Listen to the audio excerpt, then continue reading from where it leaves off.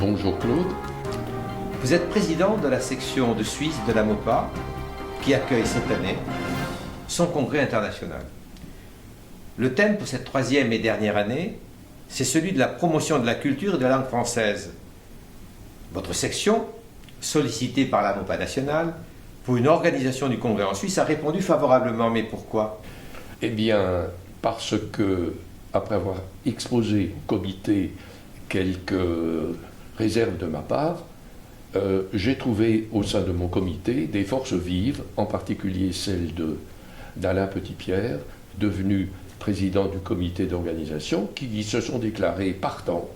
En conséquence, mes réserves, je les ai mises de côté et je ne peux que confirmer, dans le fond, le bien fondé du choix que nous avons pris au comité, à savoir de répondre présent à cette sollicitation de la MOPA. Vous aviez le choix de le faire dans d'autres lieux en Suisse, et pourquoi Genève? Eh bien, dans un premier temps, j'imaginais que Lausanne, peut être plus centrée par rapport au reste de la Suisse, aurait fait l'affaire, mais lors d'une première rencontre avec Michel Dujany et Michel Le Chevalier, il s'est avéré que Genève conviendrait mieux parce que j'ai compris que l'objectif visé dans ce congrès, c'était quand même de nouer des relations avec les organisations internationales sises à Genève. Et donc c'était la bonne ville et l'affaire s'est réglée rapidement et le choix a été pris d'un commun accord. Alors, personnellement, vous êtes dans votre deuxième mandature de président et vous avez donc vécu plusieurs congrès. Mais comment vit-on un congrès que l'on organise après avoir vécu des congrès où l'on est invité? D'abord, j'aimerais dire que les congrès auxquels j'ai participé, Nantes, Besançon, Bordeaux, la Grande Motte et le Touquet, c'était que du bonheur pour moi parce que j'arrivais en tant que consommateur, si je puis dire, et débarrassé de tout souci. Alors que quand on est organisateur, même si la charge principale, et je tiens à le souligner fortement, c'est quand même mon collègue du comité Alain Petitpierre qui l'a porté. Mais la différence, elle est évidente. C'est qu'il y a le souci de l'organisation, il y a l'échange de mails, il y a tout un travail en amont. Et c'est ça qui, évidemment, fait toute la différence. Alors, venons-en au cœur même du contenu de ce congrès. Vous avez participé, avec l'équipe du National, au choix des intervenants, et plus particulièrement de certains d'entre eux qui sont implantés donc en Suisse. À ce troisième congrès sur la francophonie, donc, il y a eu des échanges qui ont permis, en fonction des évolutions du temps, de faire en sorte qu'un certain nombre d'intervenants soient choisis et présents.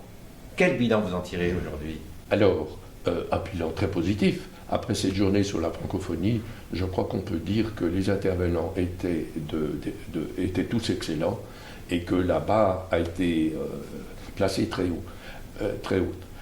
J'aimerais souligner que le choix de M. Sommaruga, c'est une initiative personnelle parce que j'estimais qu'il était de notre devoir de montrer comment la francophonie était vécue au niveau institutionnel. Et M. Sommaruga, vous l'avez vu, je pense, est un parlementaire d'envergure, impliqué au niveau international et national, membre de la délégation à la francophonie des parlementaires de langue française. Donc c'était un homme tout à fait adéquat pour le public de la MOPA. Quant à l'autre intervenant, M. Bonafont, Jérôme Bonafont, l'ambassadeur de France à Genève, là le choix incombait à mon collègue Alain Petitpierre, en raison de la défection d'un invité qui s'est désisté au dernier moment. Donc c'est les deux personnalités que le comité de Suisse a choisi, et nous étions heureux d'apporter notre contribution à la MOPA nationale. Mais je pense que vous aviez aussi rencontré ou connu Madame Haid, la présidente de la Fédération internationale des professeurs de français. Oui, En effet, hier à l'apéritif, au Palais Hénard, Madame Cynthia Aide est venue vers moi en me confiant que, dans le fond, j'étais assez connu à la FIPF. Et c'est pour moi l'occasion de dire que, parmi tous les congrès dont a parlé Cynthia Aide, il y en a un que j'ai organisé. J'étais le président du comité thématique à Lausanne en 1992. C'est même ça qui m'a valu les palmes académiques quelques années plus tard. Et ensuite, j'ai été nommé au conseil d'administration pendant 8 ans, pendant 2 mandats, au conseil d'administration de l'AFIPF. Donc l'AFIPF, c'est un peu ma maison, je la connais de l'intérieur. Et je vous vois sourire. En résumé, vous êtes heureux d'avoir accepté que ce congrès ait lieu à Genève et qu'il se soit aussi bien déroulé.